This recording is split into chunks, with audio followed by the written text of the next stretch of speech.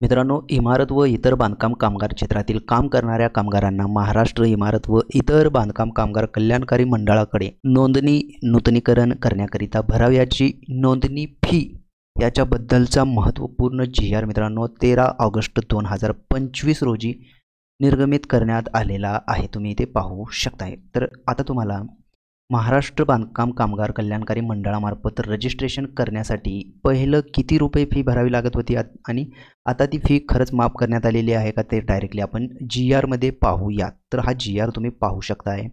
13 August 2025 रोजी निर्गमित करण्यात आलेला हा जी आर आहे.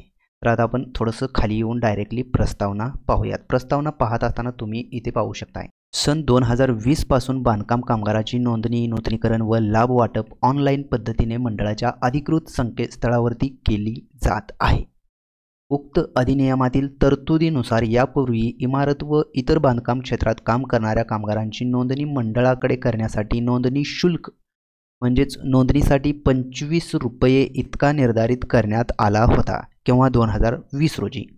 तदनंतर शासनाच्या संदर्भीय क्रमांक 1 मधील पत्रान्वये बांधकाम कामगारांची नोंदणी नूतनीकरण करण्याबाबतच्या शुल्काच्या रकमेत बदल करून सदर शुल्काची रक्कम 1 रुपये करण्यात आली होती. लक्ष द्या मित्रांनो, पहिलं 25 रुपये होती, त्यानंतर 1 रुपया ही करण्यात आली होती आणि सद्यस्थिती महाराष्ट्र इमारत व इतर बांधकाम कामगार कल्याणकारी मंडळामार्फत नोंदणी होणाऱ्या बांधकाम कामगारांची नोंदणी व नूतनीकरण शुल्क माफ करण्याबाबत मंडळाच्या दिनांक 6/3/2025 रोजीच्या बैठकीत ठराव पारित करण्यात आला आहे.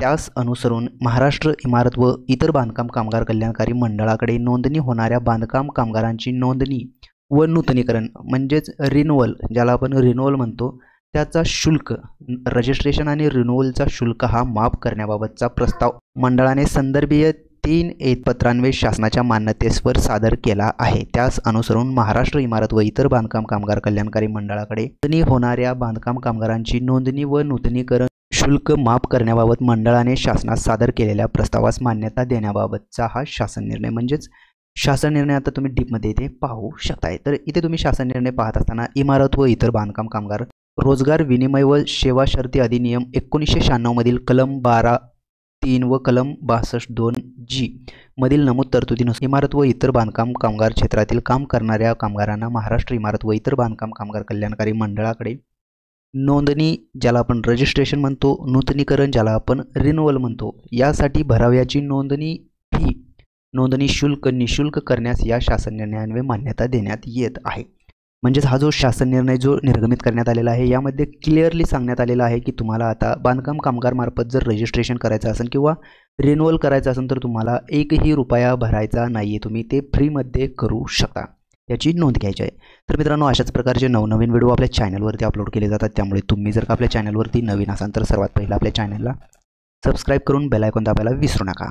चला तर मग भेटूयात पुढील व्हिडिओमध्ये. धन्यवाद मित्रांनो.